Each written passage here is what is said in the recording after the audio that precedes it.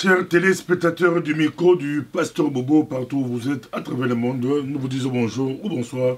Ça dépend de l'heure à laquelle vous nous regardez. L'heure est très grave par rapport à notre pays, la République démocratique du Congo. Nous sommes encore avec Madame Justine Poyo Kassaboubou, présidente du mouvement des démocrates en sigle MD. Elle est en même temps la fille de notre premier président, Joseph Kassaboubou. Bonjour, bonsoir, Madame Justipo Kassaboubou. Bonjour, Pasteur Bobo. Comment vous portez? Mais nous sommes en alerte. Hein. Vous avez appris tout de même que nous avons assisté à un spectacle absolument désolant. Et si la tragédie de notre pays n'était pas celle que l'on connaît, eh bien, on pourrait vraiment en rire. Mais au-delà de ce constat, nous devons aujourd'hui apporter tout de même notre réaction à ce que nous avons entendu ces dernières heures, hein, aux inepties qui ont été entendues à Kinshasa. Là, vous faites allusion au discours de Kabila, qui ne parle jamais, qu'on tue, qu'on viole, qu'il y ait même des catastrophes naturelles. On n'a jamais écouté Kabila parler. Enfin, d'autres disent que Baba a parlé, le sourd-muet a parlé. Votre réaction par rapport à cela, conférence politique, vous l'avez suivi, on vous suit, Madame Justipo Kassaboubou. Qu'est-ce que vous pouvez dire là-dessus? Bon, laissez-moi vous dire tout de même que ce n'est pas un chef de bande qu'on a entendu, ce n'est pas non plus un chef d'État. Vous savez bien que l'homme est totalement dans l'illégalité, qu'il est dans l'illégitimité, mais c'est plutôt un bourreau que nous avons vu. C'est le bourreau du peuple congolais qui s'est exprimé. Alors peut-être qu'il a été pris par un sursaut de peur, car il n'a pas tellement le choix. Si il faut s'en tenir à ses propres propos, il compte quitter ce monde avec une balle dans la tête. Mais s'il doit compter sur la justice des hommes, eh bien, c'est peut-être cette peur qui l'a poussé aujourd'hui à sortir du bois pour dire ce qu'il a exprimé devant la presse congolaise. Et donc, nous avons finalement assisté à l'étalage de la médiocrité intégrale, la médiocrité mêlée de contradictions, additionnée de mensonges, et puis finalement, c'était l'expression de l'orgueil caractéristique des hommes qui sont en suffisance d'eux-mêmes. Et c'était donc l'étalage d'un pouvoir répressif qui cherche finalement à se disculper. Et ma foi, si on écoute attentivement tout ce qui a été dit, bien, à mon avis, il a renvoyé dos à dos la classe politique locale, y compris l'opposition politique locale. Et puis, finalement, il a aussi renvoyé dos à dos la communauté internationale ainsi que la Belgique. Voilà ce que je peux donner comme cadre d'interprétation de ce que nous allons développer aujourd'hui.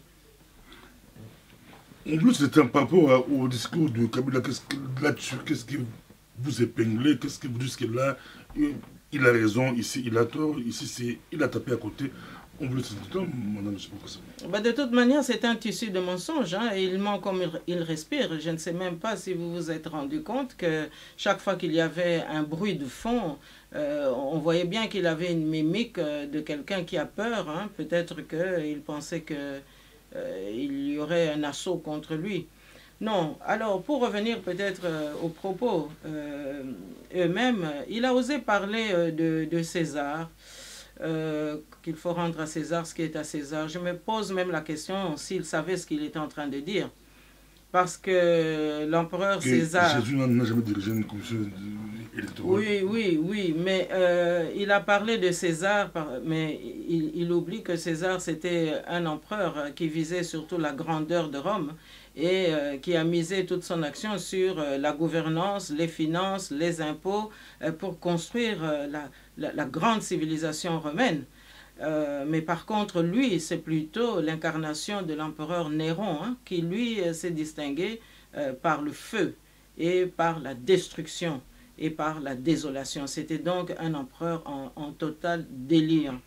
Donc voilà, alors se moquer un peu du Christ par les propos qu'il a tenus, ça montre très bien que nous avons non pas un homme, hein, mais que nous avons finalement un fou. Hein. Et donc là, ça ne peut pas vraiment nous étonner. Mais lorsqu'il ose poser la question que qui a tué la démocratie et qu'il manque le courage de dire qu'il sous-entend qu'il parle des Belges, eh bien, je pense que là encore, il fait preuve d'une ignorance absolument caractérisée. Parce que poser la question de cette manière-là, qui a tué la démocratie, mais c'est d'abord montrer qu'il est imbu de lui-même, parce que la démocratie n'a jamais été l'incarnation d'une personne ou d'une personnalité. Ça n'a jamais été associé au culte de la personnalité. C'est un système de gouvernement qu'un peuple se dote pour gérer les affaires de la nation. Alors, poser cette question, qui a tué Lumumba, qui a détruit la démocratie, mais il aurait dû, par contre, poser la question, ou en tous les cas, dire qui a assassiné Lumumba. Mais il n'a pas osé, il n'a pas eu ce courage-là, parce qu'il savait très très bien que se reporter en arrière à 57 ans d'ici, alors que nous avons un scénario analogue commis par les mêmes acteurs, il aurait dû, s'il était vraiment le fils de Laurent Désiré Kabila, poser la question, mais qui a assassiné Laurent Désiré Kabila? Non, non, il préfère aller en 1960-61 parce qu'il a peur justement, et comme il est en train de mentir, il a peur que l'effet boomerang lui revienne en pleine figure, parce qu'évidemment, on va poser la question, mais où étiez-vous lorsqu'on a assassiné votre père? Vous vous préoccupez de Patrice Emery Lumumba, mais plus récemment, il y a Laurent Désiré Kabila. Non, il n'a pas posé cette question. Donc ça montre très bien que nous sommes là devant une farce, devant une comédie, devant aussi un ridicule sans nom, parce que ce sont ceux-là même qui ont assassiné Patrice Emery Lumumba, ou en tous les cas qui ont contribué à cet assassinat, hein, qui se trouvait aussi au cœur du dispositif pour annoncer l'assassinat de Laurent Désiré Kabila. Mais non, il fait deux poids, deux mesures sur ces éléments-là. Alors, il a aussi dit, si je me souviens bien, qu'il ne peut plus accepter des donneurs de leçons que sont les Belges et que leur dictat, ça, il rejette catégoriquement. Mais on doit alors nous interroger. Qui est Kabila Kanambe? Mais c'est le pur produit, justement, une partie de l'AFDL, mais c'est le pur produit hein, du dictat, justement, de la Belgique. Qui est le parrain de Kabila Kanambe? Mais c'est quand même Louis Michel. Donc, lorsqu'il dit qu'il n'accepte pas le dictat, mais chacun sait que depuis une quinzaine d'années, Kinshasa est gouverné par dictat, à partir de Bruxelles, pour justement montrer qu'il est dans une insuffisance, il est vraiment dans l'imposture et qu'il était dans l'incapacité de gérer et qu'il n'était que le sous-traitant de Kagame soutenu par la même Belgique. Et donc là où moi je trouve qu'il est allé un peu trop loin, il aurait dû dire, mais oui, j'ai été incapable, j'avais un parrain qui me disait de faire ceci, qui me dictait cela, parce que vous savez, si on se réfère un peu à l'histoire, on verra que Bismarck a parrainé le roi Léopold II de Belgique pour avoir le Congo. Mais de la même manière, Louis Michel a parrainé Kabila Kanambe, mais pour reproduire aussi le néocolonialisme, autrement dit. Bismarck a dû s'affranchir des sociodémocrates, mais aussi des catholiques, pour caractériser un peu son autoritarisme. Eh bien, ici aussi, nous assistons à une Belgique qui s'est affranchie des sociodémocrates et des catholiques, des chrétiens, pour imposer et en tous les cas encourager la communauté internationale à soutenir l'imposteur Kabila Kanambe, dont le vrai nom, j'aime de temps en temps le rappeler, c'est Hippolyte Kanambe. Hein. Et donc, nous sommes dans cette conjoncture-là. Et à partir du moment où il a été parrainé par Louis Michel, nous avons assisté à un dictat totalement optimal. Alors, aujourd'hui, ne pas reconnaître qu'il a été soumis à un dictat, eh bien, c'est vraiment du mépris pour le peuple congolais, parce que chacun sait que les conditions qui ont occasionné ce soutien et ce parrainage étaient assorties justement du fait que Kabila Kanambe avait accepté de livrer le Congo comme une colonie d'exploitation où chaque multinationale pouvait venir investir. Ça, ce sont les conditions qu'il a accordées à Louis Michel pour s'assurer un parrainage continu. Et je vous dirais même que ce parrainage était accompagné d'une promesse qu'il régnerait au moins 30 ans comme le fut Mobutu. D'où justement la présence de certains Mobutistes qui ont conseillé Mobutu jusqu'à la fin de son règne autour de lui, Kabila Kanambe. Donc nous sommes ici devant un déni de la réalité, alors que le dictat, le peuple congolais subit cela depuis vraiment très très longtemps. On nous suit partout à travers le monde, Madame Jipo. On va essayer de décortiquer le discours de Kabila. Quand il dit le Congo n'est pas à vendre, le Congo n'est pas à vendre, il a tort, il a raison, le Congo n'est pas à vendre, c'est pour ce discours. C'est comme si c'était des résistants, c'est comme si c'était Madame Polo qui parlait, il dit le Congo n'est pas à vendre. Oui, mais écoutez, là, c'est encore un détour du mensonge. Parce que si le Congo n'est pas à vendre, ce que nous avons toujours voulu réclamer, revendiquer, mais il a vendu le Congo. Parce que je vous le dis ici, les conditions que Louis Michel avait exigées pour que son parrainage soit effectif, c'était qu'il puisse délivrer notre pays des lois qui avaient survécu au moboutisme, notamment les lois Bakajika, c'est-à-dire sur la propriété de nos matières premières, etc. Et lorsqu'il a livré notre pays comme une colonie d'exploitation, eh bien là-dessus, eh bien les prédateurs extérieurs, notamment certains Belges aussi qui avaient des terres, sont venus récupérer leurs terres et puis les ont immédiatement revendues compte tenu de l'instabilité de l'Afrique centrale à des multinationales. Et c'est comme ça que notre pays a été morcelé et jusqu'à aujourd'hui menacé d'implosion. Et donc dire que le pays n'est pas à vendre, je ne sais pas s'il voulait séduire qui ici ou là, mais en réalité il a justement fait le contraire. Et c'est justement parce qu'il y a eu toute cette prédation sauvage, cette prédation absolument abominable que nous en sommes arrivés à la crise majeure que nous connaissons aujourd'hui. Et donc, il aurait mieux fait de reconnaître que son parrain jusqu'ici a été M. Louis Michel. Parce que nier tout cela, mais c'est quand même faire preuve aussi d'amnésie. Qui ne se rappelle pas que en 2004, pour asseoir justement cette imposture, le parrain de Kabila Kanambe avait favorisé à ce que le gouvernement belge, qui était une coalition arc-en-ciel à ce moment-là, puisse organiser une séance au Sénat. Il fallait introniser l'imposture. Il fallait royaliser en quelque sorte Kabila Kanambe. Il est venu ici au Sénat de Belgique, un honneur que même nos aînés n'ont pas connu. Hein? Rappelez-vous quand même de l'histoire. Et il fallait le laver de toutes les pourritures qu'il a pu ramasser ou glaner ici ou là pendant la rébellion pour le virginiser et le rendre in fine à terme fréquentable pour que lui aussi, à l'instar de Mobutu, puisse s'introduire au palais royal comme Mobutu en a eu le privilège pendant un certain temps. Donc il fallait introniser l'imposteur. Et donc, vous vous rappelez, lorsqu'il est venu au Sénat belge, moi je me souviens encore que les discours qui avaient été prononcés à ce moment-là, c'était de dire « mais sous votre ère ». Et donc, en utilisant le mot « ère », vous savez qu'en flamand, il y a un mot qui peut donner aussi une allusion à la longévité.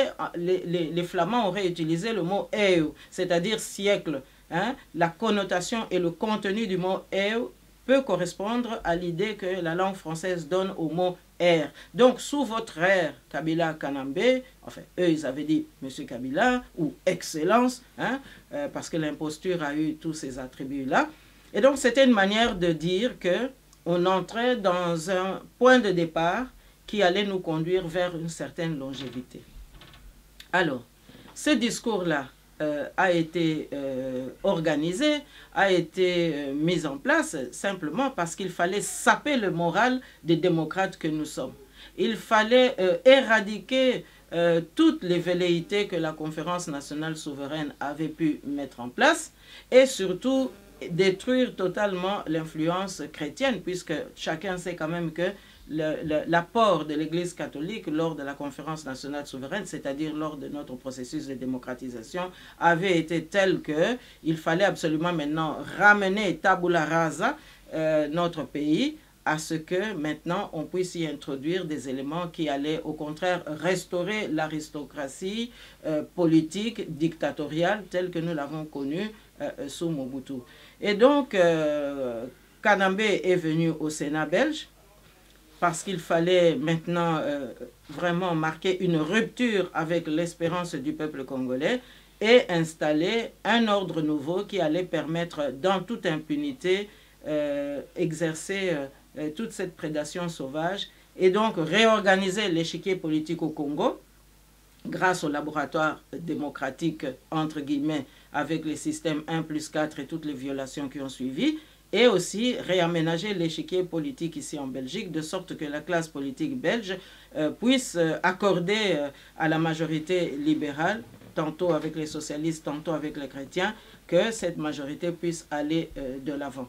Et donc, vous voyez que là, nous avons vraiment connu une rupture avec ce que notre pays pouvait vraiment espérer. Et je dirais même que le dictat qu'il rejette aujourd'hui, lui, Kanambe, en fait, c'est aussi singularisé par le fait que lui-même s'est affiché en disant clairement que la constitution que d'aucuns défendent aujourd'hui, que c'est sa constitution. Il s'est approprié la constitution. Donc ça montre très bien que cette constitution-là a été fabriquée sur mesure et que, encore une fois, avec la bénédiction de son parrain et de quelques autres, eh bien, cette constitution a été rédigée en Belgique. Hein, et tout cela a été fait pour qu'on puisse permettre à l'imposteur de durer et, à mon avis, de gouverner, entre guillemets, à sa guise. Et donc, aujourd'hui, venir dire devant la presse congolaise qu'il n'accepte pas de leçons, qu'il n'accepte pas le dictat, mais c'est tout à fait le contraire, justement, que nous avons vécu. Il n'a fait que survivre grâce au dictat venu de Bruxelles, il n'a fait que gouverner grâce justement à l'imposture et grâce aux prédations qu'il a perpétrées. Parce qu'on se souvient encore, et je chuterai là pour cet aspect de notre question, c'est que les trafics de toutes sortes, nous les avons en mémoire. Hein, et les trafics d'uranium, les ponts aériens, les matières premières, l'uranium qui venait ici en Belgique aussi, nous avons tout cela en mémoire. Donc il ne peut pas aujourd'hui venir se livrer à un exercice qui était d'ailleurs, in fine, en coulisses, destiné aussi à épargner Kagame là-bas au Forum économique de Davos pour que lui puisse jouer son jeu là-bas et lui donner l'impression à Kinshasa que tout va bien, il n'y a rien à voir, circuler. Quand Kabila déclare que je m'éclate quand je vois, bon, c'est moi qui le dis, les JCP au Kassavo pour défendre la Constitution, ils ont combattu, ils étaient dans des ambassades, d'autres étaient dans des bistrots. Il parle de sa constitution, ma constitution. Mais oui, mais parce que justement, nous sommes ici dans une dictature et que, je vous l'ai dit, il y a un instant, le parrain de Kanambe ici a contribué à ce que cette constitution soit écrite ici. C'est-à-dire que, en fait, on a assisté au détricotage des fondements de la démocratisation tel que le peuple a commencé à l'exercer, à le faire à partir des années 1990, après la chute du mur de Berlin. Autrement dit, tout ce qui a fait la dictature et tout ce qui a été de l'ordre léopoldien, hein, c'est-à-dire l'autocratie, c'est-à-dire le pouvoir par le haut, eh bien, il fallait maintenant revenir à cet ordre d'antan. C'est-à-dire que on revient à un pouvoir fort et on revient à un seul homme avec qui on traite et on traite avec son groupe Et puis, on n'a pas affaire à des institutions démocratiques. Et donc, la constitution qu'il s'est appropriée était totalement personnalisée. D'ailleurs, moi, je suis très étonnée de voir que l'Union européenne aujourd'hui, qui essaye tant bien que mal d'apporter des sanctions, etc., mais tout ce monde a été totalement envoûté. Parce que je ne peux pas comprendre que des pays démocratiques aient pu laisser le mensonge durer aussi longtemps. Il fustige cette situation, mais il oublie que, outre les dictats, mais il a bénéficié du soutien de tous ces donneurs de leçons, justement. Hein? Parce que c'est nous, opposition, qui devons au contraire dire que maintenant, les donneurs de leçons, nous n'en voulons plus. Mais certainement pas Kabila Kanambe. Parce que la fraude électorale, c'était pour lui. Le laboratoire 1+4, c'était pour lui. L'arrestation de Jean-Pierre Mbemba, c'était aussi pour lui. On a voulu assassiner des ambassadeurs dans la résidence du candidat malheureux aux élections de 2006. Candidat malheureux entre guillemets, c'était toujours pour lui. Il a changé la constitution en question plusieurs fois, mais c'était toujours pour lui. On a vu son parrain venir au Parlement congolais au mois de mai 2005 pour dire que la classe politique n'avait pas le choix, qu'il fallait toujours continuer avec Kabila Kanambe. C'était toujours pour lui. Donc vous voyez que le peuple congolais a été vraiment le dindon de la farce et que la communauté internationale, à défaut d'avoir été corrompue par certains de ses leaders, eh bien, n'a rien compris à ce qui s'est passé. Et donc aujourd'hui, c'est plutôt le Congo qui doit exiger que désormais nous ayons des garanties et qu'il ne faudrait pas chaque fois que le Congo avance qu'on vienne nous imposer un va-nu-pied parce qu'en fait ils sont venus avec des bottes en caoutchouc et que le peuple congolais soit toujours obligé de refaire et de refaire chaque fois son processus de démocratisation. Ça, je pense que franchement, nous avons atteint la limite de la patience et de la tolérance. Et donc, désormais, nous allons quand même nous occuper de reprendre ce destin en main tel que le peuple est en train de nous l'enseigner par sa révolte de ces dernières semaines. Qui a raison, qui a tort, c'est toujours le discours de Kabila, président hors mandat, quand il dit, citez-moi un seul groupe que la MONUSCO a déjà éradiqué. Je vois la MONUSCO rétorque aussi que si c'est difficile, c'est à cause des officiers FARDC qui sont en connivence avec les rebelles. Mais quand il dit, citez-moi un seul groupe que la MONUSCO a déjà éradiqué, c'est Kabila a tort, Kabila a raison. Et puis la réaction de la MONUSCO. Ben, vous savez que la MONUSCO, oui, il y a beaucoup de reproches qu'on peut faire à la MONUSCO. À l'origine, la MONUSCO était venue dans notre pays pour pacifier et puis pour protéger les populations pendant ce processus de pacification. Mais on a bien dû constater que la MONUSCO n'a pas toujours rempli ce rôle et qu'il y a aussi des brebis galeuses au sein de la MONUSCO. Moi, j'en veux pour preuve justement les expériences que nous avons vécues aussi en 1960-61 parce que lors des sécessions qui ont sévi dans notre pays, bien l'ONUC, qu'on appelait à l'époque ainsi, eh bien, n'a pas toujours été, disons, garante de bons exemples. Il y a toujours eu des dérives aussi. Alors, moi, je dirais que à partir de cette situation-là, nous pouvons au contraire nous interroger, est-ce que la MONUSCO doit rester là de manière permanente? Parce qu'il s'avère aujourd'hui que la présence de la MONUSCO est beaucoup plus profitable aux multinationales qui viennent piller nos ressources, et également à Kagame qui continue à orchestrer ces pillages-là à l'est de la République. Et donc aujourd'hui, oui, je crois qu'un gouvernement responsable devra absolument tirer au clair cette situation parce que si la MONUC est là, ça c'est pour l'aspect objectif et positif, c'est justement parce que notre armée est déficiente. Mais il faut aussi tout de suite ajouter à cela que le pouvoir de Kanambe, c'était justement de tuer le maximum d'officiers authentiquement congolais. hein, mais par contre de laisser courir des officiers rwandais qui ont infiltré nos institutions, au premier rang desquels les milices du RCD Goma qui circulent librement à Kinshasa. Mais par rapport au discours de Kabila, on a l'impression qu'en face de Kabila aujourd'hui, il n'y a que Mosengo et la MONUSCO.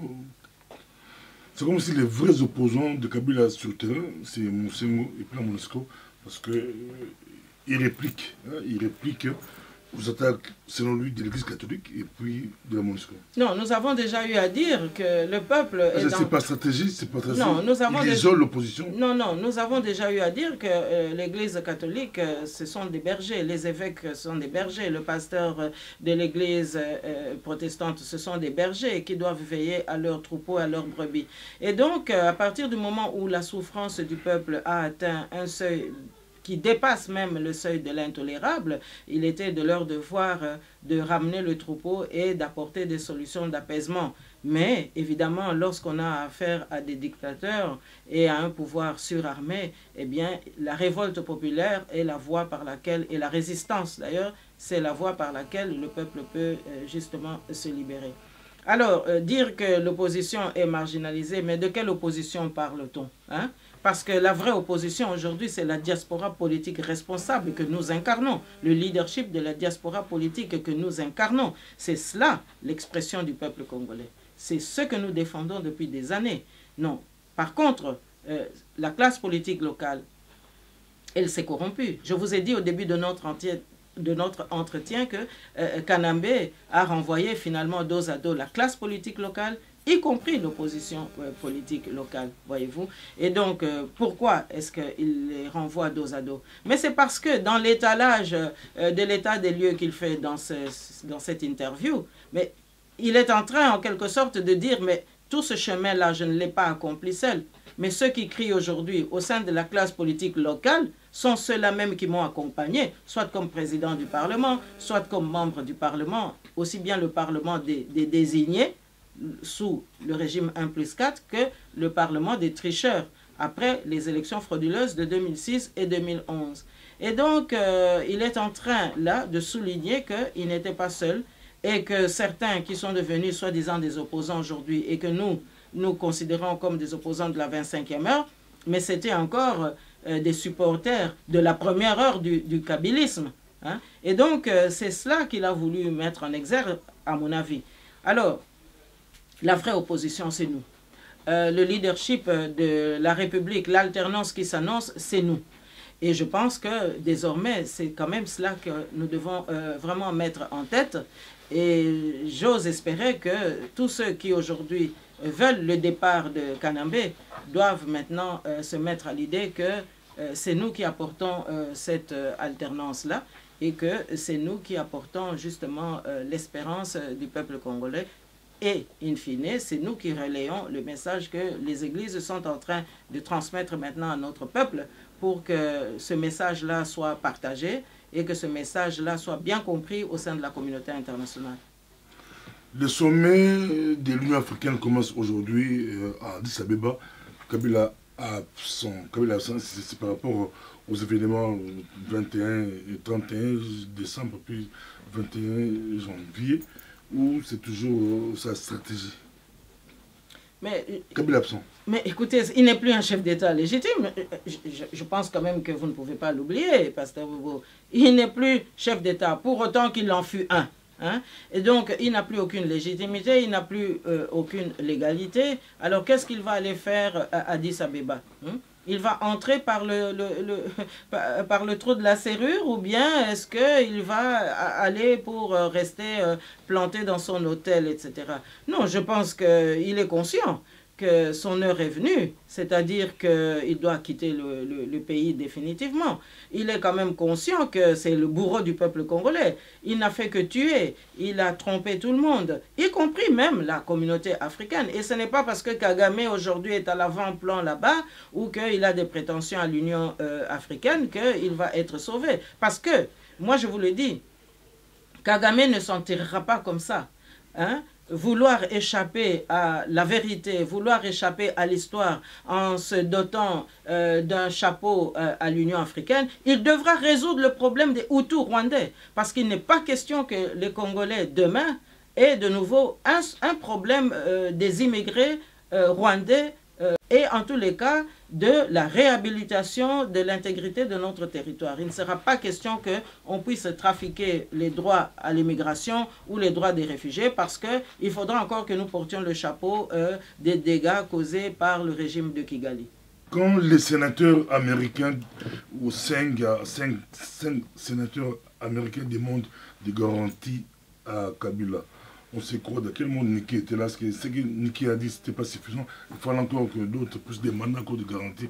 Il faut encore demander des garanties à Kabila pour qu'il puisse dire clairement qu'il ne sera pas candidat. Mais non, non, je pense que ça c'est une méconnaissance tout simplement de la situation. Il n'est pas question pour nous d'attendre des garanties quelconques d'un fantôme. Parce que, je vous le dis encore une fois, il n'a plus aucune légitimité. Kanambe est en train de se promener et je me demande même si il n'est pas devenu fou tout simplement. Parce que cette autosuffisance qu'il a manifestée, à mon avis, ça cache quand même beaucoup d'incertitudes en son chef. Donc ce ne sont pas des garanties qu'on doit attendre de sa part. Mais c'est plutôt nous qui devons demander maintenant des garanties de la Belgique parce que voilà maintenant presque 20 ans qu'un peuple vient de perdre, tout simplement parce qu'on a détricoté le processus de démocratisation des années 90 pour soutenir l'imposteur à la faveur des multinationales qu'on a favorisées, tout simplement par ce jeu de violation de notre souveraineté nationale. Parce que je vous le dis, ce qui s'est passé n'aurait jamais dû avoir lieu, parce que nulle part au monde on ne peut comprendre que on traite avec un seul homme, on lui demande de casser des lois qui existent dans son pays hein, pour que on puisse maintenant instaurer un système de prédation, un système de violation systématique et de pillage des ressources naturelles. Donc ça, ce sont quand même des éléments qui indiquent que, eh bien, à la faveur de ce que moi j'ai dit au début de notre entretien, on se demande si, face à la justice des hommes, il n'est pas ici aussi en train de renvoyer dos à dos la communauté internationale, parce que, après tout, il mesure aujourd'hui que tout cela était des violations des règles de droit, des codes d'investissement, et que c'était un détournement aussi des opportunités économiques de notre pays, et que, ma foi, tout cela finit toujours par se payer très très cher. Alors non, nous, les garanties que nous allons demander, c'est d'abord que la Belgique s'engage désormais à respecter le peuple qui a été sa colonie autrefois. Mais ce que moi je dois dire ici, c'est que nous n'accepterons pas des élections, on ne va pas nous imposer des élections comme on l'a fait pendant ces dernières années. Hein. Nous allons d'abord nettoyer la maison. Kabila Kanambe doit partir et nous allons nous organiser. Je vous l'ai dit, le leadership du changement, c'est nous qui l'incarnons. Alors, tant qu'on ne veut pas tenir compte de cette réalité politique, eh bien, nous n'accepterons pas qu'on vienne imposer à ce peuple meurtri des élections qui, en fait, cacheraient encore un jeu de substitution d'un imposteur par un autre. Ça, on ne va pas l'accepter. Ou bien on traite avec le peuple congolais, on négocie avec le peuple congolais en bonne et due forme la soif qu'on a d'acquérir telle ou telle matière première et on le fait en ordre, ou bien on veut piller et alors on encourage encore le prochain imposteur à venir massacrer les populations. Parce que vous savez, quand on doit piller un pays et qu'on fouille le fisc dans son propre pays, eh bien ça veut dire qu'on autorise l'imposteur à tuer. Parce que cela ne peut se faire qu'en massacrant les populations. Puisqu'on sait bien qu'il y a des gens toujours perspicaces qui peuvent se lever, qui peuvent se dresser. Et pour empêcher cela, eh bien il faut les massacrer. Et ça, je crois que nous ne sommes plus prêts à l'accepter. Sur quelle base, sur quel texte Kabila règne sur la RD Congo aujourd'hui? Sur quelle base Kabila, il n'y a pas de texte, il n'y a rien. La Constitution, c'est déjà depuis 19 décembre 2016, tout, il est là par défi et puis on la suit son communiqué ou sa conférence de presse, c'est vraiment clair que Kabila, quand il parle des élections coûtent cher, 1 milliard machin, Kabila veut clairement modifier. Oui, mais c'est justement là que nous nous interrogeons. Hein. Toutes ces allées et venues qu'il y a eu entre Kinshasa et Bruxelles et d'autres capitales de l'Europe, hein, eh bien, qu'est-ce qu'il y avait en quintessence de ces conversations? Moi, je vous ai dit tout à l'heure que Kanambe a eu le parrainage de la Belgique, notamment par M. Louis Michel. Et ce parrainage a été véritablement un travail de longue haleine parce qu'on a tissé une toile politique qui devait absolument conditionner toute la société belge à soutenir Kabila Kanambe. Même la presse a été totalement verrouillée pour qu'il n'y ait absolument aucune information qui passe par les voix de l'opposition, mais qu'on ne diffuse que des informations qui viennent par le bon gré du parrain de Kabila Kanambe. Et donc, il a été totalement soutenu. Et donc, par rapport à tout cela, je crois que il n'est pas du tout indiqué aujourd'hui de croire que nous devons encore compter sur la présence d'un Kabila Kanambe. Il a été soutenu parce que, justement, il y a eu des conversations discrètes dont on ne connaît pas la teneur. Expliquez-moi, à quelques semaines de la fin de son mandat en 2016, eh bien, son parrain a été le voir, soi-disant à sa demande, à lui, Kanambe. Mais qu'est-ce qu'ils se sont dit? Parce que cet entêtement ne s'explique pas. Qu'est-ce qu'ils se sont dit? Je sais bien que son parrain, M. Louis Michel, a dit qu'il a pris sa retraite. Mais entre-temps, la patate chaude a été refilée aux enfants.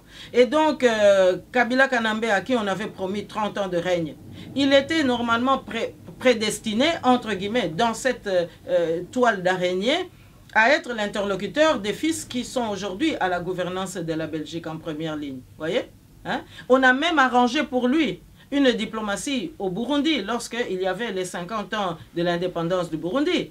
Et là, Kabila Kanambe devait prendre contact avec le futur roi Philippe. Il y a des images qui en témoignent. Alors, cette conversation entre son parrain en novembre-décembre 2016, qu'est-ce qu'il y avait? Parce que depuis lors, Kabila Kanambe a fait monter les enchères. Il a tué encore plus que jamais en un temps record. Et puis, il a déstabilisé le Kasaï, comme s'il avait reçu des injonctions. Moi, je ne dis pas que son parrain lui a dit de faire cela. Mais il y a eu des situations qui laissent penser que, eh bien, il se sent encore soutenu. Parce que moi, je ne vois pas dans ce délire, hein, comment est-ce qu'il peut encore continuer à défier le monde entier. Et puis à créer des crises artificielles. Il ferme Schengen, mais Schengen, ce n'est pas que la Belgique, c'est plusieurs pays. Donc il cherche la guerre même là où il n'y en avait pas. Alors, ça veut dire quoi? Ben, ça veut dire qu'il avait été soutenu ou qu'il protège quelque chose qui doit absolument être protégé. Et c'est la raison pour laquelle il voudrait qu'on l'aide à lui filer une balle dans la tête. Donc, moi je dis que tout cela, ça concourt justement à du désordre. Dans une démocratie qui se respecte, et c'est le sens de notre combat, je pense que les jeux doivent être clairs. Hein? La diplomatie doit être claire et elle doit être organisée de manière tout à fait orthodoxe, voyez-vous. Or, ça n'a pas été le cas. Il y a eu tout le temps comme ça des apartés qui ont absolument fait du mal à notre pays. Et donc là, le protocole d'État devra aussi, en tous les cas, être totalement réformé. Est-ce que Kabila est réellement un homme seul aujourd'hui? Mais je pense que c'est un homme seul. Moi, je ne pense pas que ceux qui l'ont soutenu voudront mourir avec lui. Vous savez très bien que la mort, ce n'est jamais quelque chose que l'on souhaite. Et je crois que c'est un homme seul, mais ce n'est pas encore un homme abandonné. Voyez-vous, il y a quand même une nuance. Et c'est cette nuance-là que nous devons combler et que nous devons absolument aujourd'hui... abandonner... Mais c'est-à-dire, je viens d'étaler ici... Il est seul, mais pas abandonné. Mais oui, il n'est pas encore abandonné. Il est seul parce qu'écoutez, chaque fois qu'on se trouve dans une situation de gouvernance, eh bien, la décision appartient toujours à celui qui gouverne. Et il a campé dans cette position pendant plus de 17 ans. Et donc, maintenant, tous ces soutiens-là, en tous les cas, ne s'affichent plus avec l'arrogance que nous avons connue pendant toutes ces années. Rappelez-vous, hein, à la télévision belge ici, RTL TVI, on entendait quoi? On entendait « Ah, Kabila, c'est l'espoir du peuple congolais ». Mais ce n'est pas sorti de la bouche d'un Congolais. C'est son parrain qui l'avait dit. Si on vous demandait d'écouter Kabila, est-ce que vous allez être médiocre, bon, comment, par rapport à ses débuts, c'était catastrophique. Aujourd'hui, l'élève commence à prendre, c'est déjà la fin de l'année, c'est déjà, l'élève commence à... Non, mais écoutez, je pense que c'est d'abord un tueur. Et là, je pense que il n'a pas, disons, il ne s'est pas départi de ce rôle. C'est un tueur, hein, il tue à sang-froid. Hein. Il a même oublié dans son adresse à la presse locale que l'évêque de l'église protestante, le pasteur Ekofo, hein, a cité l'exemple de l'agresseur du président Reagan, à qui on a accordé un procès tout à fait équitable parce que c'était un citoyen américain. Mais lui, lorsque notre compatriote Armand Tungulu a jeté des pierres pour manifester sa mauvaise humeur sur son convoi présidentiel, quel est le sort qu'il lui a réservé? Donc, ça n'a pas été un chef d'État, mais ça a été tout simplement un terroriste, hein, à la tête de notre pays. Mais voyez-vous, le terrorisme, c'est ce qui nourrit les prédations extérieures. Et donc, ils avaient besoin d'un prédateur. Eh bien, il s'est prêté au jeu. Et donc, voilà. Alors, moi, je crois que Kabila Kanambe, ça n'a pas été autre chose qu'un terroriste. Hein. Et c'est quand même bien dommage que la communauté internationale ait abandonné, par contre, le peuple congolais. Hein. Parce que c'est un peuple qui méritait la considération, qui méritait le respect. Parce que c'est quand même les parents de ceux qui sont là aujourd'hui, qui pleurent aujourd'hui, qui ont fourni l'effort de guerre qui a aidé l'Union européenne. Il y a quand même une dette morale qu'on nous doit. Hein. Ça, je dois quand même le dire. Parce que ça ne sert à rien qu'on puisse entendre ici ou là, oui, mais les Africains, ce sont des pays de merde, on entend ça ici, ou que les Africains ne savent pas se gouverner. Mais non, moi je crois que ça aussi c'est de l'orgueil et de la vanité pris dans l'autre sens. Hein, parce que c'est grâce à nous quand même, grâce à nos parents, hein, que tout ce monde a pu acquérir la liberté, gagner la liberté, arracher la liberté à la Deuxième Guerre mondiale. Donc, Kabila Kanambe, il est un homme seul, mais il n'est pas encore abandonné parce que nous voyons très bien, hein, les communiqués sont encore un peu flous, les communiqués ne sont pas décisifs.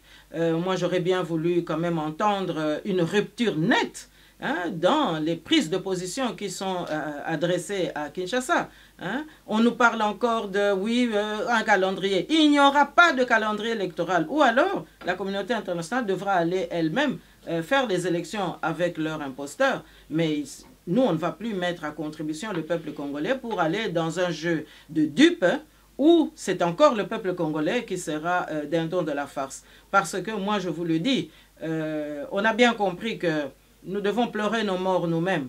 On a bien compris que notre peau est notre identité et que bien souvent, c'est notre peau qui déterminera la considération qu'on peut avoir pour nous ou pas. Et donc, nous acceptons cette situation d'authenticité.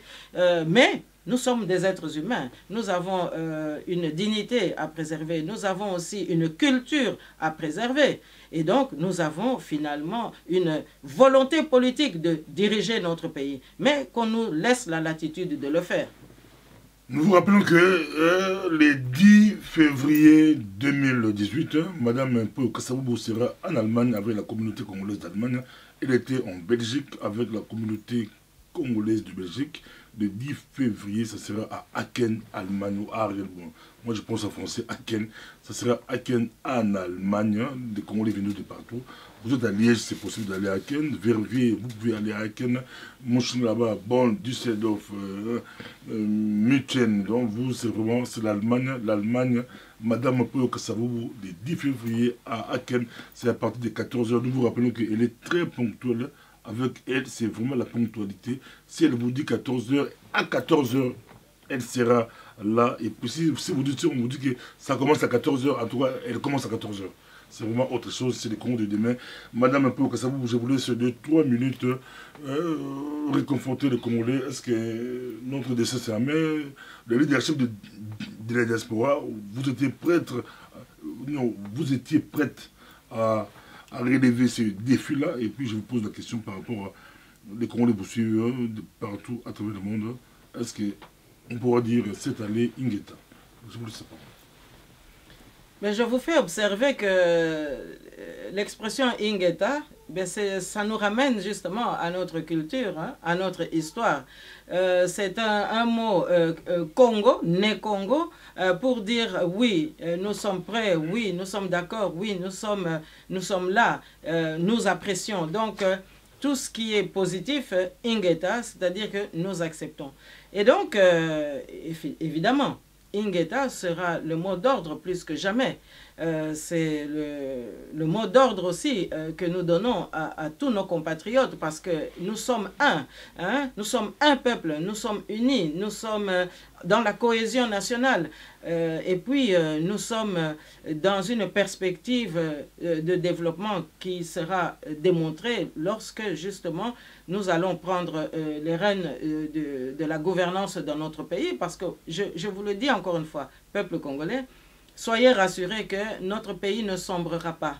C'est vrai, la situation est très difficile, la situation, elle est pénible, mais elle n'est pas insurmontable. Et moi, je vous le dis, avec toute l'équipe qui nous entoure, mais aussi avec toutes les bonnes volontés qui commencent à arriver, eh bien, ce peuple est plus que jamais debout. Et j'aimerais vous dire que jamais, autant qu'aujourd'hui, la vie en diaspora ne nous a paru aussi encourageante. Et donc, je vous invite à ce courage, je vous invite à cette proximité, mais je vous invite aussi à ce volontarisme. Mais surtout, ne renoncez pas à ce que nous sommes, c'est-à-dire des Congolais, authentiquement congolais et fiers de ce que nous avons accompli jusqu'ici. Et surtout fiers de notre histoire, parce que le 30 juin, je vous le dis, c'est un acquis. C'est un acte juridique qui a été admis dans le monde entier. Nous avons fait partie des Nations Unies depuis cette époque-là. Et donc aujourd'hui, plus aucun pays ne peut venir nous dire qu'ils vont choisir des dirigeants à notre place.